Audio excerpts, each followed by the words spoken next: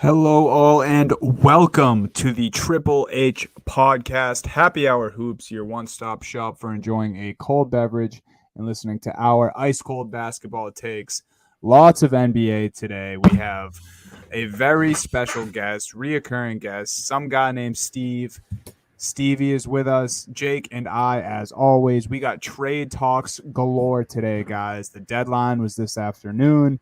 We're going to jump into all of it, do a little Eastern Conference check-in in the middle of all that. And yeah, how we doing, guys? Good to have you here. Dude, we're doing okay. Yeah, we're doing good. We're trying to process all this, as we were just saying before we hopped on here. I'm looking at all the things that we have to pull up for all these trades that have happened and trying to think of this one of the craziest trade deadlines in recent memory. We got big deals, we got like mid-sized deals there, but there was just a lot of action around there. Stevie, I know you were like scrambling just to follow along, so this is like your debriefing session for the trade deadline. Absolutely. I'm still trying to process it all. I mean, I told you guys, earlier today, I'm like, I want to see a big Harden deal, a big Harden Ben Simmons deal, just jokingly thinking this isn't going to happen. These guys are kind of been petty with their teams. We've been trying to get a deal like this done for 6 months. It's not going to happen. And then I told you, as soon as I go on lunch at work, just boom, there it is. I checked Twitter. It's the first tweet, Woj, about 30 seconds ago. James Harden, Ben Simmons. I go, it actually happened. And we had a bunch of other crazy deals on top of that. But, of course, I mean, we got to start with this one. Just a wild deal, a deal that changes a lot of the landscape in the East. And the East was not already only now, but for stacked. the future, too. Yeah, absolutely. And you get Philly. They get Harden. He wanted to play in Philly. He was very vocal about that. And then Brooklyn gets a couple really good pieces, and then that type of defender that Brooklyn was missing in Ben Simmons whenever he comes back. Yeah. Not to mention 2 first-rounders going to Brooklyn, too. Yeah. So, I mean, when this Kyrie, KD era is over, then you have Ben Simmons, who I'm sure, they'll try to lock down when his contract's up, and then 2 first-rounders coming in. Again, we don't know what those first-rounders will look like, but trade pieces at the very least. I mean, this is an all-around insane trade. I mean, you have it here on the little bulletin, but for people who are just listening, the full trade here is James Harden and Paul Millsap to Philly for Ben Simmons, Seth Curry, Andre Drummond, and 2 first-rounders. And the Drummond thing is, I think, sneaky. Not insignificant. Yeah, no. Right. I think the Curry thing is significant too. The Curry thing, really solid role players. Curry's averaging 15 a night. He can hit that open 3 when Durant or Kyrie get doubled. And then Drummond, I think it's more affecting Philly more so than Brooklyn. Yeah, they get a nice big man, but Drummond was that guy who could spell Embiid 10, 15 minutes a night, just come and get boards, and now he can do that for the Nets, and Embiid doesn't really have that anymore in Philly, which is crazy to me. I looked at the deal and I go, they got Drummond and Curry, really good role players that are going to help come playoff time. The Bill Simmons I think it was on Sunday, had the Curry intel right away, and that's when it started getting aggregated. It was like that Brooklyn needs Curry, and it makes a lot of sense when you look at we still don't know what the Kyrie situation. I've been adamant saying eventually he's going to play. They're just going to eat the fines, whatever. But in the event that he doesn't, now when they're home, they didn't. And the thing was, the talk was about Patty Mills coming back. Obviously, Patty Mills is still on this Brooklyn Nets team.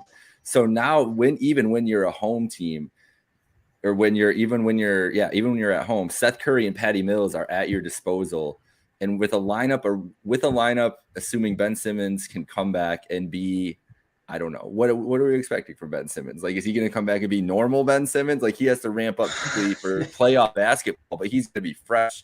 We have no idea what we're going to expect. But this team is built perfectly for a Simmons orchestrated team. He's got shooters all around him, and he's got literally the greatest scorer of all time, and just at his disposal, not going to be taking up space in the paint or anything like that. I'm just really bullish on what the shooters and stuff around Simmons looks like if he kind of comes back. But to your point about Curry does so much just for the Kyrie problem, because he's been just as good as Kyrie has been since he's been back all year. Yeah, I mean, he's been balling out, and I was joking with a couple of my buddies at work today. I was saying, watch Ben Simmons come back in first game. He just hits an open three as his first shot, and then everyone's like, oh no, Brooklyn fleeced the world. But even if Ben Simmons comes back and he's just, the regular Ben Simmons, that's perfect for this Brooklyn team. They need a guy who can play on-ball defense like that, guy who can stretch the floor. I mean, I think it really helps Brooklyn. And we haven't even talked about Philly yet because they got the best player in the deal. I mean, they clearly got the best player in the deal, and they finally got that other superstar who can actually shoot, who can work the ball through him to play with Embiid. And I know what you guys know. I haven't talked to you that much in the past couple months about it, but Embiid's playing like the best player in basketball right now. He's playing like an MVP every night. I mean, he's just been dominating. In my eyes, he's hands down the MVP right now. I think he's the MVP, I think so, too. Yeah, Shaq was vocalizing that on TNT the other night, too. It was just not hearing any other thing from Candace Parker and D-Wade. He was just he was adamant that it was Embiid and nobody else, and I'm in complete agreement. Something else that I'll say, ultimately I do think that the Brooklyn Nets won this trade, but something that I'll tip my hat to Philly about is they didn't give up any of their young guys who they were adamant about not wanting to give up, and they kept Tobias Harris around. So like they let Seth Curry go, who's been great for them. Drummond, as you mentioned, that big man depth, which is probably a big reason why Embiid's been able to play the way he has this season, because he's getting those important breathers at big times in the game. But, they kept their youngsters. They have Thibault and Maxey still, and they're able to keep a guy like Tobias Harris, who has been pretty huge in Simmons' absence this season. Yeah. The thing I like about you guys mentioning just what the roster is going to look like and the complexion with the big man rotation and everything with Embiid, what they can do now, though, is Millsap has played this role before in the past. He's kind of a perfect small ball five. And with those times when Embiid is off the floor, Harden and Embiid, one of them is going to be on the floor the whole time when the Sixers are playing. So in those moments with Embiid off the floor, now it turns into the James Harden, it's the Rockets offense. It's going to be 5 out and Harden kicking to Thibault or Maxey, kick it. Like, he's going to be able to orchestrate that. And they've got good pieces around him. Danny Green obviously is going to be perfect for James Harden kicking out to. Tobias Harris his job is going to be a lot easier. There's not as much pressure on him to create and score on his own. I think that those minutes are going to be maximized now because we've seen Harden. I mean, look at some of the bum teams that he played without Durant this year. With some of those squads are getting thrown out there with the Nets, and he's putting up there was that stretch for a little bit. He had like 35, 15, and 10 every night, it felt like. Like he was just going off. That guy's in there. The last couple weeks have been iffy, whatever.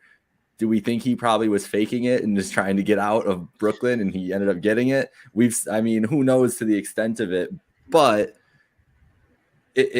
I think that guy's still in there. The worry for me, if we're looking big picture here, and the thing that worries me the most is we talked about Ben Simmons' playoff failures. When's James Harden been good in the playoffs, and when does that rear its head for the Sixers? What do you think? What do you think, Stevie? What were you going to say? I mean, the big thing here, I think, with Harden going to Philly is I think we're sleeping on Tyrese Maxey. The year he's had, 17 Dude, he's amazing. Points, assists, I think 3-4 boards a night. And now there's so much pressure taken off Maxey. He can get so many more open looks because late game, Harden's going to be the guy who runs the offense. It's no longer going to be Embiid, doing the point center, a little ISO there. Tyrese Maxey taking up. It's going to be facilitated through James Harden. And with Brooklyn, with all the scrubs he was playing with when KD was hurt, when Kyrie wasn't playing, he was getting guys wide open shots. He was putting them in great positions. And now he's going to do that with arguably the most talented core around him. Yeah. I know Harden has choked in the playoffs before, but this is his best chance. And Embiid wanted to play with another superstar. Well, you got your wish, and Harden is happy in Philly. And we know what we know about Harden. He's an emotional player. We saw in Houston, he didn't want to be there. He just checked out mentally. I think he checked out mentally in Brooklyn like the past couple of weeks.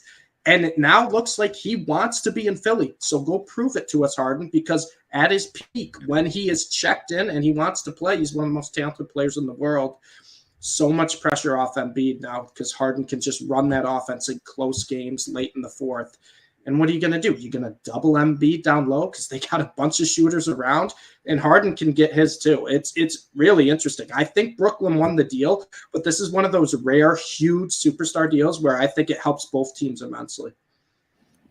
Yeah, I mean, for sure helps both teams. I think Brooklyn won just in the sense that they got everything they needed on top of, getting rid of someone who seemed like he didn't want to play there. And I think Harden ultimately didn't want to play there. I think it came down to just getting frustrated with Kyrie. I really think that's what it came 100%. down to. 100%. And I think I think it's fair that we criticize Harden the way he went out in Houston, and he should take some criticism for the way he went out this time in Brooklyn.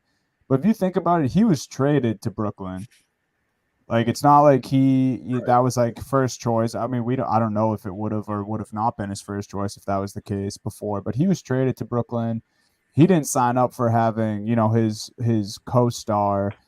Obviously, KD got hurt. You can't do anything about that, but he didn't sign up for Kyrie to play 25% of the games that they're supposed to play together. I think the frustration started to grow. I think, his name was in the talks all the time. I'm sure he knows Embiid would love to have played with him. And now he gets this opportunity. And like you were saying, Stevie, what do? You can't double either of these guys when they're on the court together because they have those shooters around them, because they have other playmakers around them. If you double Embiid, it's game over. Harden's going to get an open look. If you double Harden, I mean, then you have the MVP with a mismatch down below. So, I mean, I don't know, man. I think, like you said, both teams really, really made out well in this case. I think to me, the Sixers just have a tighter window, just because Harden and Embiid aren't young per se. They're not, not. I wouldn't call them up there, but neither of them are young. Like I said, Nets got a few first rounders and added to their depth a little bit. So got better. Both got better, just in very different ways. Yeah, go ahead, Stevie. No, go ahead. It's Philly, like, on paper, I think obviously makes out in this deal. You put Harden and Embiid together. They're two of the best players in the world. They're going to be a force. This team is going to be a force. But I still don't think it sets them apart. And that we're going to get into the East and everything else. Maybe I'm just crazy, bro, but I really think that Ben Simmons fits so much better with this Nets team than James Harden ever did. And I think the basketball fit is kind of crazy, right? Like, it was always, because we were always worried about what Harden and Kyrie would even look like together, right? Go ahead, Stevie. It's because it was two guys that were ball dominant, right? And Ben Simmons kind of had to be ball dominant in Philly. He doesn't have to be in Brooklyn. Ben Simmons can kind of do what Ben Simmons wants to do, and that's he doesn't want to shoot. He doesn't want to score. Exactly. He just wants to play lockdown defense, get some rebounds, and set up his teammates. And guess what? You got the best pure scorer in the world on your team. Kevin Durant hasn't played with a defender like Ben Simmons, and Ben Simmons hasn't played with a player as offensively gifted as Kevin Durant. If Ben Simmons can come back and go back to just how Ben Simmons plays and Durant is healthy, I can't wait to watch that, because you have one of the best defenders with one of the best offensive players, and they can just help each other out in the areas that they need, that they haven't had at any point in their career up until now. Man, like, let's not sleep on the reunion of Andre Drummond and Blake Griffin too. Wow, I didn't even think of that. I didn't even Detroit. You're Drummond, though, everybody's doesn't even mention Drummond in this. He's gonna play a lot for the Nets. Like, they don't have bigs. He's playing 20 plus a night. He's playing 20 plus minutes a night easily. Yeah, but I think when Harden and Durant weren't hurt early in the year, like, that was our biggest criticism of the Nets, Jake. We would always talk about how they had no interior presence, like literally zero. Now they do. Claxton is hot and cold, but they need someone like this. Not alone with Drummond, obviously, but Simmons is that interior presence now too. Like, that guy, you can't score on him down low. He's incredible. He's 6'10". He's gonna play. So here are the two. Let me know what you guys think of these lineups, and then we'll go on to some other trades. Because I think the best lineup for Philly now, if you look at it, their closing lineup can be Harden, Maxey, Tobias Harris, Embiid, and then probably Tybal. I go Tybal. They could probably do it offense defense thing, but Tybal's so good defensively, and with Harden on the floor, you probably want somebody to cover a little bit. So I go Tybal, but either way, that's your best lineup there. Brooklyn's best lineup can be Curry, Mills, Harris if he ever comes back healthy. If not Harris, probably Griffin, Durant, and Simmons. And they don't even have to play a center. Simmons can basically be that center roving guy. I think that could be a small ball, deadly offensive team. And these two teams might be on the collision course. Like it might just be the story of this season is the Brooklyn Nets and the intertwining of those things. What lineup do you think is better out of those two? What do you think has the more potential? The scariest part is you didn't even name Kyrie for Brooklyn, because even if they don't have Kyrie, they're that deadly of a lineup. That's the terrifying part. So I have to go with Brooklyn, because even without Kyrie, that lineup scares me. You get Kyrie, something happens where he's fully checked in or whatnot, and he's in that lineup. So just imagine like a college 3-guard lineup where we get Curry, Mills, Kyrie, Durant, and Simmons, and that's just all offense.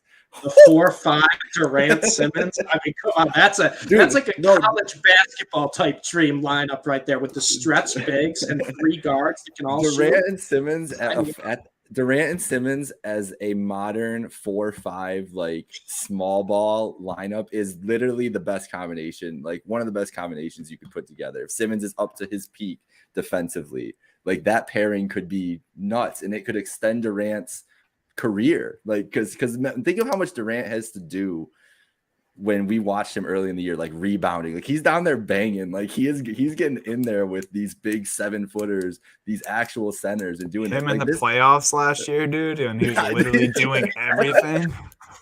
It's not gonna happen again. Like it never with the team that they've built now, it doesn't have to happen again. They just need these guys to get back on the court at Durant, Simmons, and if Kyrie, whatever, you can't count on him, but somehow. So that was the last note I was gonna have before we move on here. I think if Simmons can, get his head right, get back ASAP, and hopefully he's at least been conditioning, and he's not just like completely out of basketball shape when he gets back. Like I think we have a chance to see like the happiest Durant we've seen maybe since OKC days. Like I think that these two could really click. Like we just were talking about, I think Kevin Durant's life is going to be so much easier if Simmons is clicking how he used to in his prime Philly days. It's just going to take so many burdens off Durant. Like you said, Simmons has never played with a dynamic scorer like this. Embiid's a fantastic scorer, but obviously they do it in such different ways. Yeah. I think we might see a happy KD come playoff time. Obviously, they have to make it there. They have some ground to make up, but the Simmons Durant relationship is going to be one of the most interesting things like that we will be able to, if we get any information on it over the next year. Could not be more different people. Could not be more different, but Durant clearly has patience. Like he's kept Kyrie around. He was willing to work with Harden. Like the book on the at least what I've understood with him and Harden is that they were not even close after the OKC days.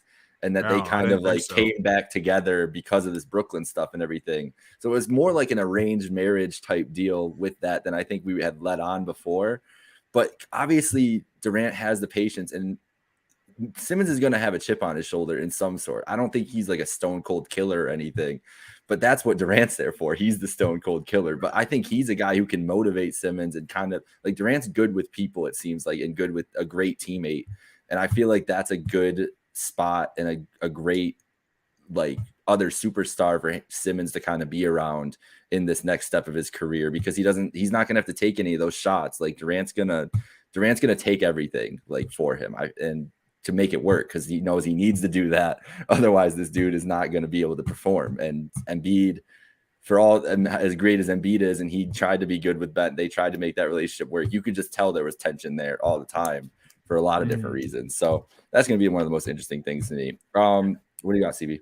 It's a nice give and take, right? They're just helping each other with what they need. Durant no longer really has to play on ball defense to get the best player. That's Ben Simmons will take that role. Ben Simmons doesn't have to try to, run an offense or score at the end of games. Durant can take that from him. I think it's basically a match made in heaven if it works out. Now, Ben Simmons will have to, fully buy into the Nets. We need to see him. I don't know if he's in game shape yet. We really don't know anything about Ben Simmons. He's been a big question mark. And obviously Durant, with injuries after injuries, just can hope he can get back to full health. But if they can, man, that is a match made in heaven that should terrify any other basketball fan. So the little bit I heard today is that he's very excited about being in Brooklyn and excited about the opportunity. So, I mean, hey, like that's good. And that's a good start. All right. So the East in general, we want to get to the hierarchy of the East because there's more moves that were made around. Obviously, these two teams have been near the top of the standings right now. Brooklyn is in 8th place, but only 5.5 games back of first. That's how close 1 through 8 is right now. Philly's sitting in 5th place, 2.5 games back. So let's talk about some of the other teams who made moves and then give our little power rankings of the East and just where we think we are title-wise coming down the stretch here. So the other biggest move, I guess, is the Cavs, right? Getting LeVert is one of the other significant moves. It was the other day, obviously. Cavs trading Ricky Rubio and a first-round pick this year. I think it protected by the lottery in 2 seconds to get Karis LeVert. He played last night. He had 11 points off the bench, 4 for 11, that sounds like a Karis LeVert stat line when he's just on an average night. So the Cavs making that move, getting LeVert, kind of bolstering their backcourt like we thought. The Celtics, Dunny's Celtics here, making moves today, getting Tice and Derek from the Rockets, Derek White from the Spurs, bolstering their lineup, a team that's obviously Celtics have been hot lately, playing much better. And then the Bucks bolstering their defensive lineup, getting Serge Ibaka in this crazy deal, which I kind of want to touch on the Marvin Bagley piece a little bit later too, because I think that's perfect for him. But as you see, they get Serge in a 4-team deal, ship out DiVincenzo, some other pieces, Trey Lyles, Josh Jackson staying in Sacramento. So out of all those deals that are kind of the East contenders right now, at least the East playoff teams, Dunny, let's start with you. We'll go around. Like, where do you think the East hierarchy is, and what did you think of those deals? I know you're going to touch on your Celtics too, but just touch on every deal there too. Yeah, so started with your Cavs. I mean, I know me and you talked about this. Obviously, we haven't been on here in a couple weeks. But yeah, I think it's a fantastic addition. I mean, you're giving up a guy who was already out for season. And the picks or whatever, I think just because of the way the Cavs are right now, like they already have all the youth and young talent they could ask for. I really don't think they're worried about draft picks for the near future. So I think the addition of Karis LeVert is incredible. And then, like I said, I don't really think you gave up too much. And I assume LeVert will probably come off the bench most games, right? I mean, he might start playing. One of the interesting things about this trade is I think it's going to be very matchup dependent when it comes down to it. JB is not afraid to mix up starting lineups, closing lineups. All like Dean Wade's been starts sometimes. It's just very random. But I think LeVert off the bench makes the most sense because they kind of need a scorer off the bench, and Okoro just fits so well defensively next to Garland. Like that's really what I love. But Okoro doesn't hit enough open shots. That's the problem. So it's like a trade-off either way. Like you're losing defensively what you would get with Okoro, but offensively that punch from LeVert is going to be really nice. And he's got the size to at least kind of be there. Yeah. So I think LeVert can just be kind of almost like that Jordan Clarkson role for the Utah Jazz, where LeVert can come off the bench early in the game and keep getting buckets when the starters are resting early on. You got the backups in. He can log when it's there. He can run through the offense. And then late game, you can play LeVert if you need to come back or if you want to try to keep a lead. LeVert is a guy who could take a lot of pressure off Garland, who's having an unbelievable season. What a step Garland's taken. But LeVert can be that kind of second scoring option in terms of shooters. Obviously, down low, you got Jared Allen and Evan Mobley. But LeVert, I think, is a perfect fit because even if he comes off the bench early games, I think that's perfect for him because later on, he can stay in that with the starters and play with them. Play with that second team, play with the starters late in game. I think LeVert's a perfect fit. And you know how I love LeVert. He was killing it when he I was love in LeVert. bubble with Brooklyn. He was killing it when he was the only guy in Indiana. He can take over a game if he needs to, and the Cavs just seem like a perfect fit for him because he doesn't have to be the guy every single night, but he could also have a night where he just goes off for 30. He's basically going to be Sexton, I imagine. That's honestly the best comp is what Sexton was doing, sometimes starting, sometimes not. LeVert's just going to fall right into that range. What were you going to say, Dunny? No, I was just gonna say I think we should get ready to see some big LeVert games soon because Garland kind of carries the load scoring for them more so recently. But I saw an interview with Garland the other day. I forget who was talking with him, but he said that on their way, either on their way home from Sacramento or a game to Sacramento, he said that Rondo called him to the back of the bus and they watched a full game highlight to watch film together, like a full game of film. And Garland was saying that like no one's ever done that to him, and he learned more from Rondo on that bus ride than he has from like any other player. So get ready to start to see the playmaking Garland, and that might make for some huge LeVert games down the stretch here. And as much as Garland can score the ball, that he doesn't need to do that every night anymore. You had Sexton down, you had Rubio down before. You bring in a guy like LeVert, who you mentioned. I mean, he's put up a 50 bomb on my Celtics before. I've seen it clear as day. LeVert is a flat out bucket. I think he's fantastic addition for your Cavs, Jake. Yeah, what you just said is my favorite part about this trade is that Garland literally had a back injury the last 2 weeks because he had the team on his back and the scoring on his back. Like, dude literally hurt his back because the team was on his back, and now he doesn't have to have that load anymore. But he still can. In the first game with LeVert last night, he literally missed 3 shots and put up 27 points. So now the efficiency is the thing about Garland that is the most amazing is he's so efficient. Like, even his bad nights, it's still an efficient night. Like, he will find ways to impact the game positively. LeVert's kind of the antithesis of that. Like, he's not efficient, he's a gunner, but they kind of that's why it's going to work out getting them back and forth. But Garland's going to know exactly what he needs to do every night. Like, that dude he's a basketball genius, like you said, learning from Rondo and everything else. But Garland's feel for the game is what has all these older guys raving about him. And he just knows how to work his teammates in and everything. And that dude was more excited than anybody else about Caris LeVert showing up actually in public. But I can't even imagine how he felt behind the scenes, just knowing basketball wise how much easier his life is. And the thing about those two guys, just in general, and Stevie, you jump in here in a second, they don't have to play a lick of real defense because they got Evan Mobley and Jared Allen behind them. Yeah. Like, they don't have to play good defense. And Okoro. I was just going to say that. I mean, you want scores with 3 elite defenders, Jared Allen and Evan Mobley. Like, you're not scoring inside the paint on the Cavs. No. Isaac Okoro, he can guard basically anyone. I mean, how nice has that Jared Allen trade aged for the Cavs? And then when it happened last year, it didn't even make sense when it happened. Like, when they got Jared Allen, it was like, wait, the Cavs got Jared Allen? They acted like he was just a toss-in piece. This guy's a monster. He's a daily double-double. And you got Evan Mobley working out too. I mean, I love this Cavs team. I'm not trying to be biased towards you, Jake, but I love this Cavs team. No, they're fun, the next step. And now they're getting another pure scorer with Caris LeVert. They're going to be a fun team. They're going to be a fun team.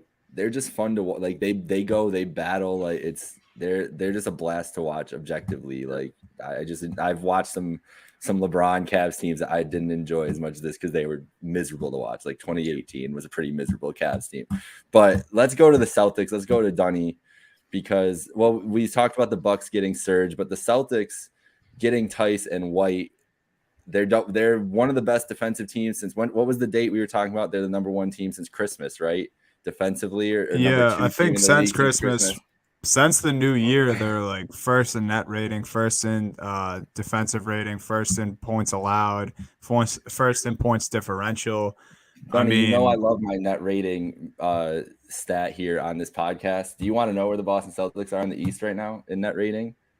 Did I mess up? Oh, I was gonna say no, they're first. No, actually, not just since January 1st in the Eastern Conference. Oh, let's go. Plus 4.6. tied with the Cleveland Cavaliers.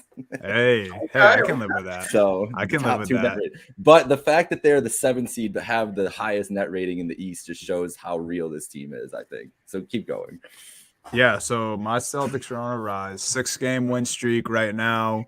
And I think that's the biggest shock to me today is 7 players were dealt today from the Celtics, most of whom, were pretty insignificant guys like Ennis Freedom, Bruno Fernando, Romeo Langford, were some of those guys who got dealt. I think Freedom got waived as soon as he got to Houston. I think Langford will actually do good things. I'm happy for him. He's going to the Spurs with Pop. I think, Pop will be able to do something with him there.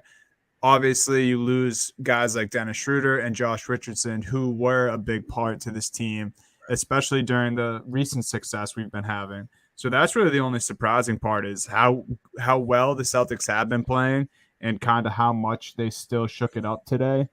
But ultimately, I think we got better. It's something that I'm going to want to see for a few games because I really don't know. I know about Derek White and I know how great he is defensively. I haven't watched too many Spurs games this year, so I'm excited/interested to see how he fits in with this group. I think bringing back Daniel Tice is a huge move for the Celtics because he was a great piece when he played for the Celtics the first stint. I think many people don't know that or maybe realize that because he's not really a flashy or like intriguing NBA player, but he was a defensive specialist whenever he played overseas in Germany. He set screens for Jason Tatum better than I've seen anyone do in Tatum's 4 years in the NBA. So yeah, I'm really excited. I think our already just outstanding defense that has been smothering to teams lately got that much better today. And we have 5 open roster spots right now. So although we can't make any more trades, we might see some signings or some guys coming up from the G League. Yeah, I think they still have some room to reshape the emptiness on the roster. But as of today, I think we are better for the moves that we made. Go ahead, Stevie. Any thoughts on the really Celtics? Sum it up much more than Dunny did. I think Derek White's a solid fit. It's going to be curious to see what his role will be for the Celtics, but he's been the second best player on the Spurs this year. His shooting percentage has been a little bit down, but he can still score, and they didn't get him for his offense. They didn't need him for his offense. They got him for his defense, and sometimes it's like, if it ain't broke, don't fix it. The Celtics have the best defense. They're like, hey, you know what? Let's go get another good defender and just keep building on this defense. And why not? When you have Tatum and Jalen, who either any night those guys can go off for 30, why not just keep adding to the defense? White doesn't have to score like he did in San Antonio. He can just play his defense, get a few bucks here and there, hit some open shots. I know his 3-point percent's been down a little bit, but he can still shoot the ball. And the best thing about this deadline, I think, Dunny, they still got Marcus Smart. That's the best thing about this deadline for the Celtics. They still kept Marcus Smart. I think that's huge, and I'm very happy they did. I know you are, Dunny, because I think I see anytime on Twitter, I see any type of Marcus Smart rumor, there's a quote tweet by Dunny saying, I'm not dealing with this today. I'm not buying into it, dude. Brad and Smart and the city of Boston and Smart have way too good of a relationship. Yeah. I think obviously anytime the price is right, of course, Smart could be dealt to, help build this team, but that's usually not the rumors you see. It would be something like the rumors you usually see are guys like Derek White for Marcus Smart. Like that would never happen. Boston values him way too much to make just that small of a deal and just bring in a role player. That's not how Boston sees Smart. And Smart has actually been one of the brightest spots on this run that the Celtics have been making. His shot attempts are way down. He's had a few games where he's been like a plus 36 in back-to-back games. I think he has, I think through the month of January and into the beginning of February here, he has like the highest plus minus in the league. So yeah, I mean, the Celtics are just clicking on all cylinders right now. I've been riding a high. I remember, Jake, last time we spoke about our two teams 2 weeks ago, I was saying that I was removing my hand from the panic button. I took the panic button off my desk. I threw it away. Yeah. Trash day came and went. It's gone. So yeah, no more panic, and just fingers crossed that they keep up this play and that the additions work out. Derek White this year, 5.6 assists a game. That's what the biggest thing for me is. I've been harping so much all year, Dunny. You've heard me talk about when we're talking about the Celtics that they just need a point guard. Like, I love Marcus Smart. He's just not a natural point guard.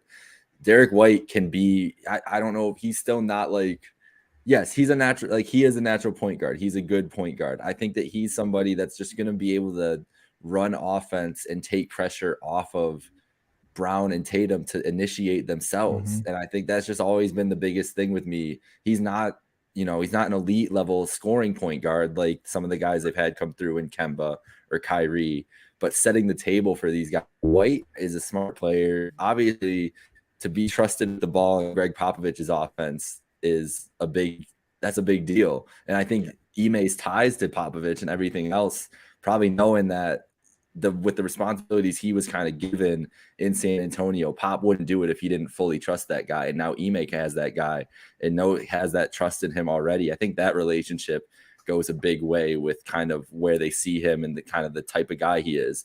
And you would have to think, I mean, Ime was probably with the Spurs with Derek for a little bit there, right? He was there 2018 last, and Derek White was a younger player there. So definitely has that experience too. That's something that I would be really bullish on if I was you as a Celtics fan and just the organization in general. Yeah, man. I mean, I just, it's crazy because we've been riding this high and just like, it's not that the Celtics have just been beating teams. Like the past 3 games, the Jays haven't even played in the fourth quarter. Yeah. Like we're winning by sizable margins, game in, game out. It's really encouraging. Yes, we've played some poor teams lately, but that's what good teams do, is they just beat up on bad Handle teams. your business. Yeah, and that's what we've been doing. And I think the beginning of the year, maybe me and people who watch the NBA and everyone who judges teams and likes to have an opinion about teams, I think none of us really gave Ime credit or time to kind of slip into his first year of coaching. I mean, yes, you can point fingers at the players and their style of play, but you have to get rotations down. You have to know who fits in where, when to play guys, closing lineups. I think Ime's finally found his footing as well, and I think that's a big part of the Celtics' recent success. Yeah, I mean, and you made a perfect example of it, Tony. When the Celtics beat teams, they beat teams. They beat them down. When they play a team that they're, a mismatch that Celtics are clearly better than, they're not getting caught off guard. It's not going to be a close game. By about the first half, you're like, this game's won. Celtics are up 20 just out, and that's what you have with the culture of the Boston Celtics. Yeah, Stevie's just saying that because he bet a minus 24.5 the other night against that one. I'll tell you what, that was a fun 2-leg right there. Just That's unreal. It's literally unreal. Looking at the slate, I go, that spread doesn't make sense. I'm like, what? How far can I tease this to get good odds on it? And then I saw the Hawks playing the Pacers, who traded everybody, don't play defense to begin with, can't guard the perimeter, Hawks just shoot. I'm like, you know what? Let's put these two together, see what happens. I've been on a little bit of a hot streak the past couple of weeks. I'm like, I'll heat check a little bit there. And 28 to start the Celtics game, I was like, this is fantastic. I'm watching the game. I'm like, I was ready to exactly how I want it. I was ready to lock in for the night. I was like, this is gonna be a great night of hoops. I went and showered, came out, and it was 22-2. And I was like, what the fuck's going on? I didn't have to really pay attention. I told Dunny, I was like, I turned it off. I put it like college on. Like I was saying, the Jays didn't even play that fourth quarter either. Like Ennis Freedom was hitting threes in that fourth quarter. Freedom and Peyton Pritchard were kings for me that night because I was terrified of the back door. I was like, 24.5 is a scary back door when you get to the fourth quarter. They just didn't let up. Freedom and Pritchard were just balling out. I was like, I love this. Insane, beat down. All right, so before we go on to the other 2 trades we wanted to touch on, East top 5 right here. I'll start. Number 1, Milwaukee. Number 2, Philly. Number 3, Brooklyn. Still, I have faith in Brooklyn. Number 4, Chicago. And then number 5, Miami. Chicago over Miami because I've talked about I do not trust the Miami Heat scoring in a late game situation. I don't trust the Bulls defense either, but I'm taking DeRozan over the other guys on Miami. Stevie, what's your top 5? I think number 1, I have to go Milwaukee. Giannis is playing possessed now. He's playing like he did in the finals. I have to go Milwaukee. He's a monster. Number 2, I'm gonna go Brooklyn. I think Ben Simmons is the perfect fit. And this is I'm getting a little ahead of myself, I know, but I love the role player pieces they got with Curry. If Ben Simmons comes back, Durant comes back, this is I think probably could be the best team in the East. I'll give them number 2 right now. Number 3, I'm going Chicago. I'm buying into this Chicago team. I know they're not a great defensive team, but DeMar has turned into a superstar. You can rely on night in, night out. Zach LaVine as your number 2 option. And let's not forget, they have Vucevic that no one talks about, but he is walking double-double. He's a 20 and 15 almost every night. He can shoot as well if you leave him open. I like Chicago at 3. Got to go Philly at 4. And then 5 is where I'm back and forth. I'm throwing the Cavs in at 5. I think the LeVert deal pushes them over the edge for me at 5. It's between 3 or 4 teams for the 5th spot, but I do think the Cavs at 5. I love LeVert. Garland has taken that big step, and you guys know I'm a college basketball guy. We hyped up Mobley all of last year. I love what I've seen from Evan Mobley. I think he's the best rookie in the class, highest ceiling, and already starting off 14 points, 8 boards, a couple blocks a game. And the ceiling, his ceiling is limitless. His potential is untapped. Once he starts getting, more consistent outside shot, I think he's definitely the best rookie. Yeah, easily. He just already looks like he's already been playing for 3 years. Some games when you watch him.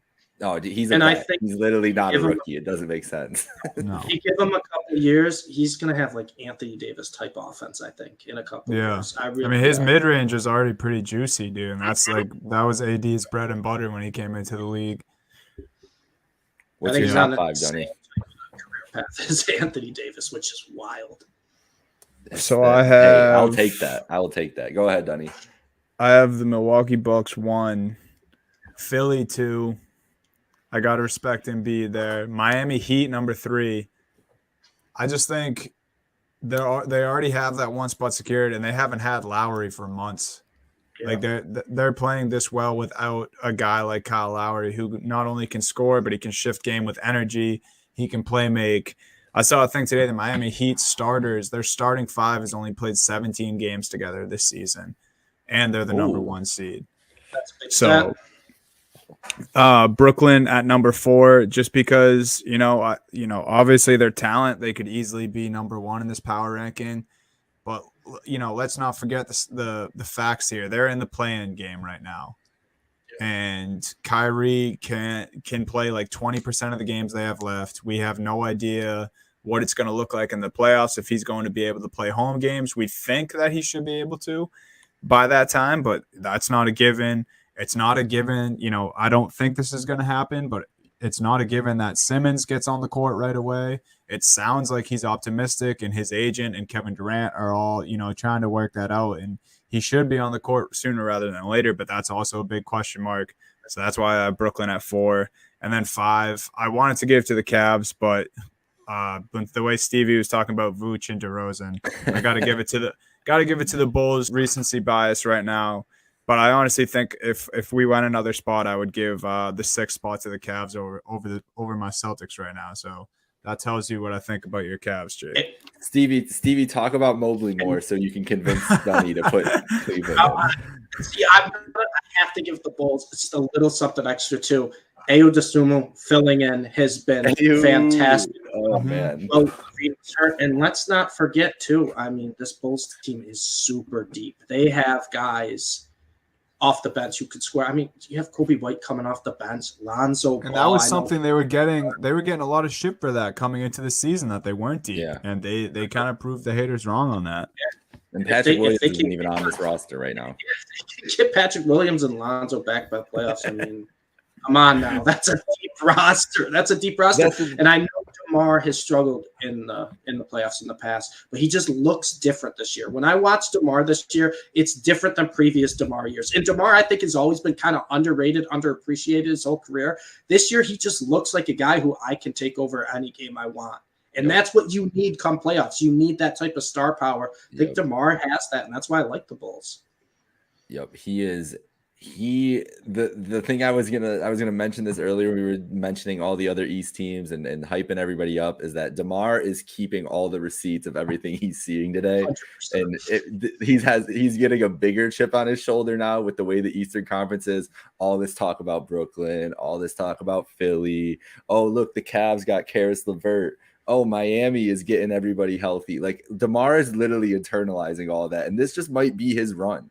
Like, it might just be a guy, like you said, underappreciated superstar who is just on a mission this year. The thing about the East, and the reason I wanted to do this thing, is because we all said the only team we didn't say, who I thought Dunny might sneak the Celtics in there, but you can make the Celtics. I thought you think the Celtics have every right to be in that conversation too. So does Toronto. We all had different teams mixed in there. Anybody could win this Eastern Conference when it gets to playoff time. Like, that's the thing about Philly, is Harden and Embiid, incredible tandem. They run into the wrong matchup in the East. They say they play Philly or say they play Milwaukee in the second round in a 2-3 matchup, or even a 4-5 first round matchup. They might be done. That's they where play we're Boston, dude. Hey, I'm not they've saying never that beat Boston, bro. I was gonna say, I'm not saying the Celtics are more talented than that roster, but we have Embiid and the Sixers number in the playoffs, dude. Like, we've embarrassed them in series. We brought back Tice. We have Horford again, and Rob Williams is playing like the player of the year. And we just mentioned how the Sixers don't have a guy to spell Embiid anymore.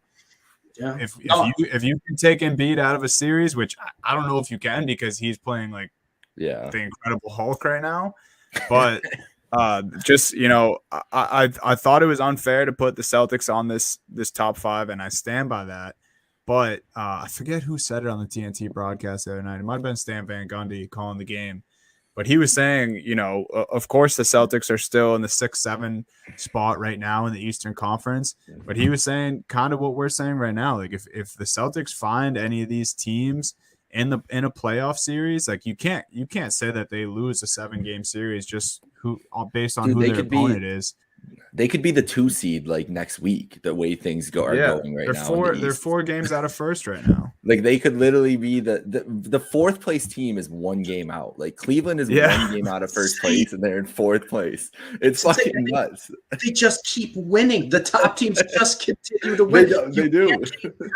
You just can't gain ground because they're all winning. The East, we haven't seen the East like type of like playoff look like this. I don't know if we ever saw the West. We never saw the West like this. Like, the West was never wide open like this, where it was good, not wide open in the best way. These are all good teams. Right. And this is a situation, too, where anybody can beat anybody. I know Brooklyn and Philly at full health probably have the most talented rosters, but I'm not going to be shocked in the slightest if they lose a series to Toronto or to Cleveland or to Chicago. I wouldn't be shocked. Dunny brought it up perfectly. Boston, great matchup versus Philly. They've tormented Philly in the past. Like, that wouldn't surprise me because this East is so loaded. It's so deep. And another thing, too, I know you guys have, you know, you're fans of certain teams. I'm more of a, you know, certain players. I don't really have a specific team. All these teams are likable in the East. All these, like, they really are. The Raptors, the Cavs, they're just likable teams. They're easy to root for. Guys you want to pull for. I can't wait for this East playoff race. I can't wait. It's must-see television every single night, and that's a rarity in the regular season normally in the East. You haven't seen that in a while. Now it's like every single game, these are awesome basketball games, awesome teams, and guys just playing out of their minds right now, and it's everyone in the East playing out of their minds. Yeah. I mean, it's going to be a war zone. All right, so as we're going to wrap up here in the next couple minutes, there's 2 other big trades that happened. And this is my favorite part of the podcast, a recurring segment that we've had. It's time to make fun of the Sacramento Kings because somebody explained to me trading Tyrese Halliburton, Buddy Hield, Tristan Thompson to Indiana. Obviously, Sacramento gets a very good player in Domantas Sabonis. They add Justin Holiday and Jeremy Lamb, but Stevie Halliburton. I know it's Halliburton. I told you guys I'm a huge Davion Mitchell fan. I'm happy he gets a bigger opportunity now with the Kings. You can't trade Halliburton after what he did his rookie year and now the start this year. I mean, It doesn't make any sense. I mean, I know the Kings are only 2.5 out of the play-in game, but they're not in win now mode. What I will say, though, and I know you guys slander the Pacers a lot, you slander the Kings a lot on here. We do have to give Domantas Sabonis his due. I think he's a very good player, and it's a great fit now. Because I was going to do that when it got to me, Stevie. No more pressure for Sabonis. He deserves flowers. The offense to go through him, to be the guy, because they got De'Aaron Fox. You got, Mitchell's been playing well. Harrison Barnes. It doesn't have to all rely on Sabonis late game.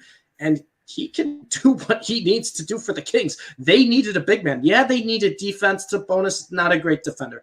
Pretty bad defender, actually. But on the offensive end, man, this guy can get them 20 and 15 a night. He can get 5 or 6 assists as well. Sabonis is basically a poor man's, those hybrid bigs like Jokic, like Vucevic, where he can do everything. He just doesn't get the credit because he was on Indiana and no one really cared about him on Indiana. And there was a lot of pressure late games where Sabonis kind of crumbled. He doesn't have to be the guy to score for you. De'Aaron Fox can take the load off him there. I love Sabonis. I don't really understand why the Kings traded Halliburton. I mean, even if the Pacers were like, that's the only guy that'll get the deal done, I'd be like, all right, we're not going for Sabonis. Because Halliburton's a guy you want to build a team around. But I do have to give Sabonis his due. He's a very good player. This is a very good spot. And the Kings needed a big man, and they got a great one.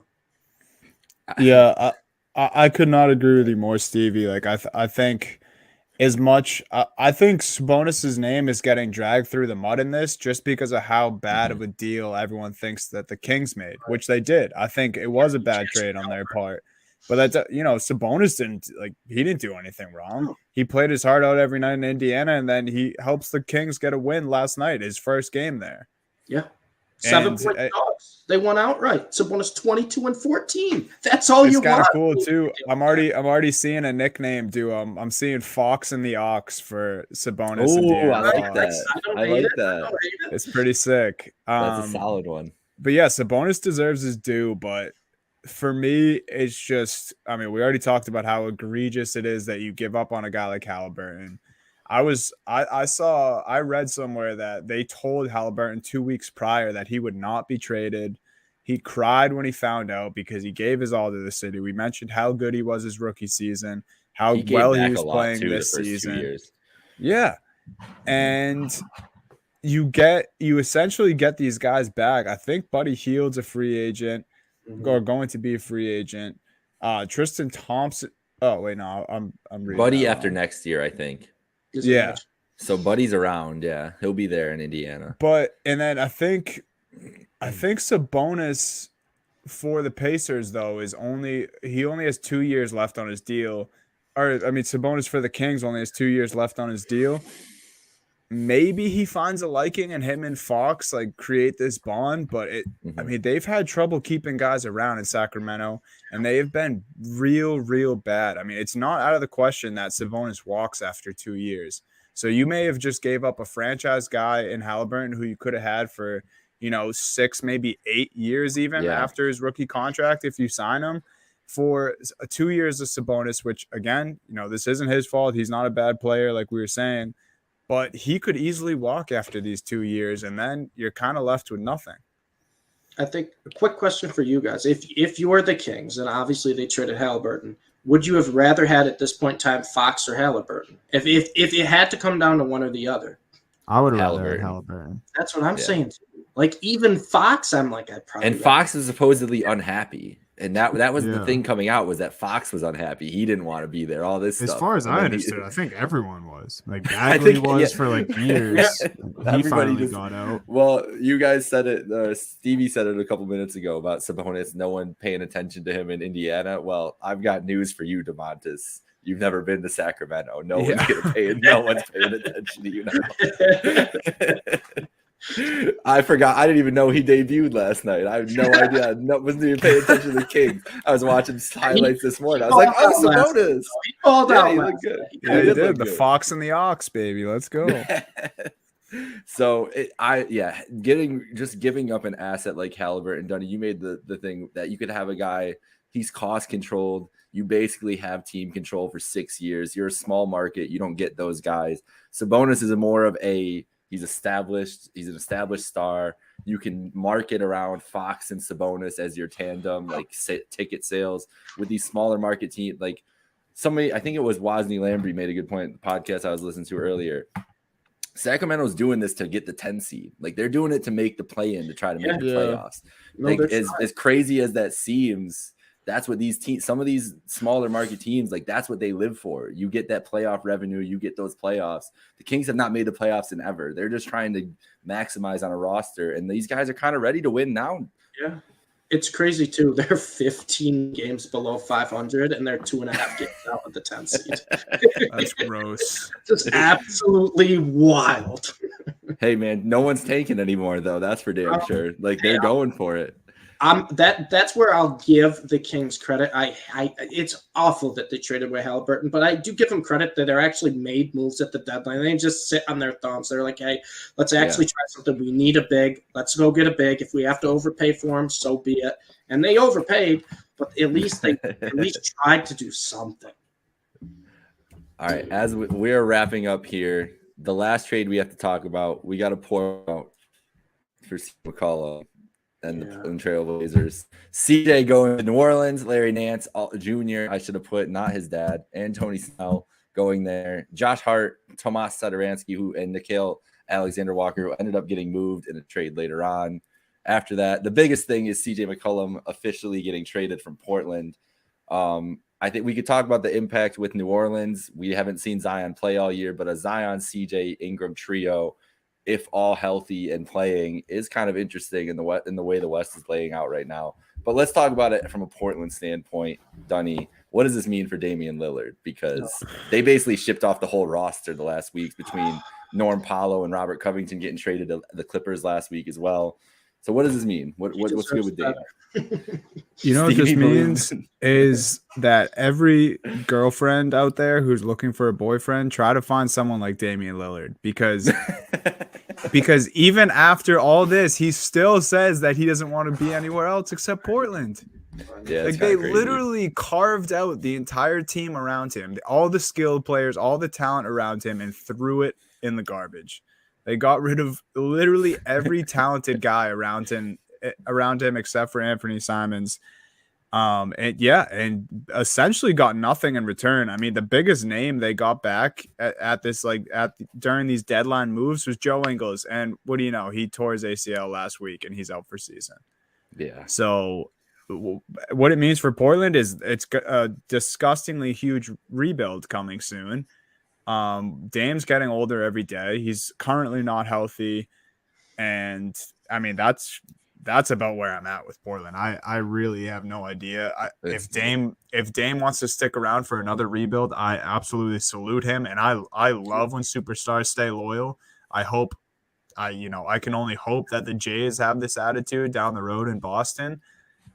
But yeah, I mean, I think Toronto right now, maybe they made some good money moves here that are over my head. As far as I know, they took on Ingles' expiring contract because it is an expiring contract, and they got rid of some of the bigger contracts they have. So of course they saved some money for free agency.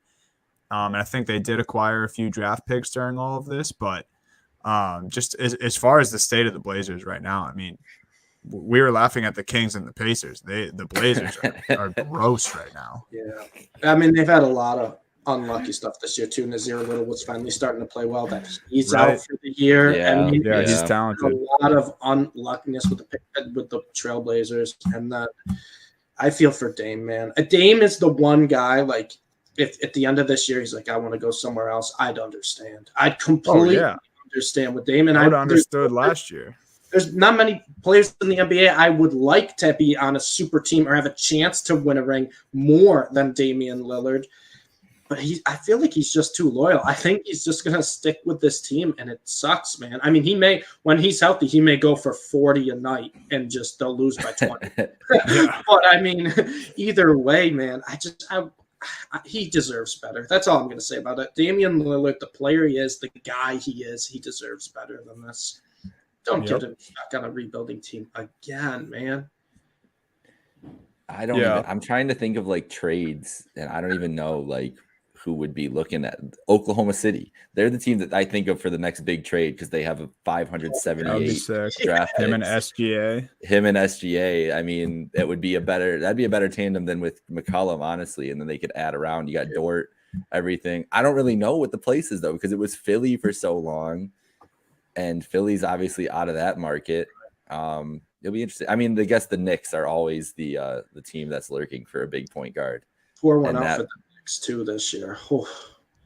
No, I'm not pouring anything out for the Knicks. Talk about I want you guys' take on McCollum and the Pelicans if Zion does come back sometime this season. I got to step away from the mic real quick. Oh, man. You guys talk about what you guys think of the Pels, and I'll give mine when I get back. I'll be right back. This season, I don't know if he's coming back this season. I don't know either. Is he in shape? Is he still 315? Like, that's what I need to know. I want to see a picture of Zion. We haven't seen him. We literally haven't seen him. The Rockets James Harden picture, but it's Zion warming up for the Pelicans, just a huge guy. He's got to get in shape at some point. I mean, we know what he can do at his peak when he's fully healthy, but at this point right now, I'm just taking a wait and see approach with Zion. I'm not gonna get my hopes up. He was like off. I'm just gonna wait, and whenever they say, "Hey, Zion's playing," then I'll tune in and see what he can do. But for right now, it's so hard to make a speculation because we don't know what we're gonna get. We could get a generational type talent that can completely change the franchise, or we can just get an out of shape player that just kind of really was you'll call him a bust if that's what happens. Yeah, but it's way too early to tell. I really want to see Zion at his peak because he is ferocious, and he has the build to be a guy who can just dominate anyone. No one's stopping him if he wants to drive when he is fully healthy, fully in shape. But it's a wait and see approach for me. I mean, Brandon Ingram, he's been great. McCollum, good shooter to help him, but it all relies on Zion. I know that's the simple answer, but it's the truth. Last year, though, was so intoxicating because that fucking guy was running point and was one of the most efficient players in NBA history, like by advanced metrics. He was literally like destroying efficiency metrics because of how well he was playing basketball. So if he comes on the court, it doesn't only change the trajectory of the Pelicans franchise, it changes the trajectory of, if he can return to that level and they've got these pieces around him, it can change the trajectory of the Western Conference, the league, like the hierarchy of supers. That's how good Zion can be. I just want, like you though, I want to see him. I just want to see him, Dunny. I want to see a picture. That's what we're saying. Like, we haven't even seen I can't even see his face. And like so something.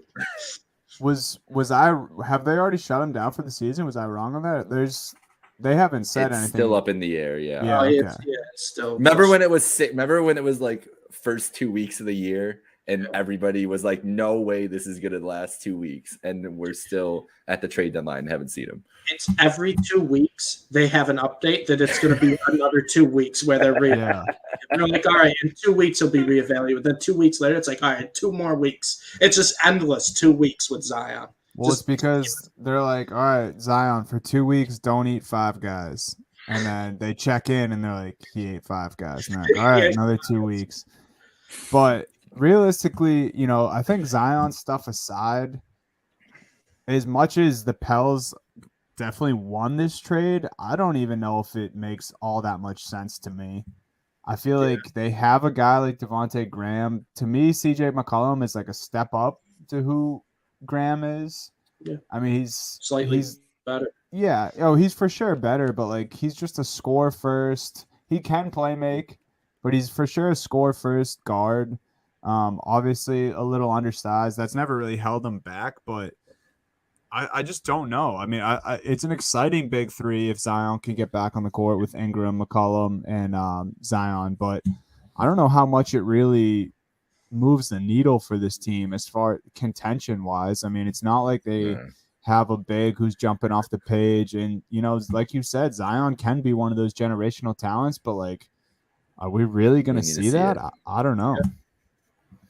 We need to see it. I I just would want love to see to. his face, his chubby little face. That's what I want to see. Well, he's on those all Mountain right. Dew commercials, and he doesn't look great. So No, he doesn't. And the fact that they're still playing those Mountain Dew commercials when there's all the reports that he's 320 is it's just a bold move. I mean, get the bag. Get the bag. I understand. But Yeah, hope he it should gets be on like a worse. Peloton commercial or something. Not a, honestly, we not a need he's high the new sugar agent. soda. We need Lululemon Zion commercials, Yeah. not no Mountain Dew commercials. All right, we gotta wrap this up. Enjoy tonight. Here, hold on. Let's give me a score prediction on Phoenix and Milwaukee, which is going on tonight at 10 o'clock Eastern, 9 Central. Dunny, what do you think? Ooh. NBA Finals rematch. Yeah, and Milwaukee's coming off a big win against the Lakers. I got Milwaukee 111, Phoenix 107. Okay. What do you got there? I got Phoenix getting a little bit of revenge. I'm going to go Phoenix 115, Milwaukee 108. Okay. So I don't know what the spread is. I honestly haven't even looked at it. What is it, like 4? It's gotta be 4 or like 5? close. Yeah, it's got to 4 be or close. 5, something like that. I'm going Phoenix too. I just love Phoenix. I think they're just nasty. So I'm going very 103, 101. Devin Booker, maybe not buzzer beater, but some kind of clutch shot at the end. Devin Booker shoot in the clutch this season. I saw he posted this stat on his Twitter from StatViews. 67.7% in the clutch. And his boy there, Chris Paul, a sad 51.1% shooting in the clutch. Those dudes are fucking electric. They're 22-3 in those games. So if it gets close, put a live bet in on the Suns, and you'll probably be At home, too. pay off. No. But I'm excited. Giannis is gonna be Giannis. Giannis is gonna come out with a vengeance tonight. He picks games where he just wants to make a statement. Tonight against the team he just beat in the finals is going to be one of those nights. He was doing it the other night too. He blocked AD on that first jumper in the first 3 minutes. I was like, this game's over. We're already done here. He's been on a tear the past couple of weeks too. Giannis has just been possessed, dude. Night in, night out. It's going to be a fun game to watch. Going to be fun. All right. For Donovan Holden and some guy named Stevie Richardson, this is Jake Micah. Subscribe to us on Apple Podcasts, Spotify, YouTube. Follow us at Happy Hour Hoops 1. Hope you enjoyed the episode. We'll be back next week. Have a good night, folks. Peace. See you guys.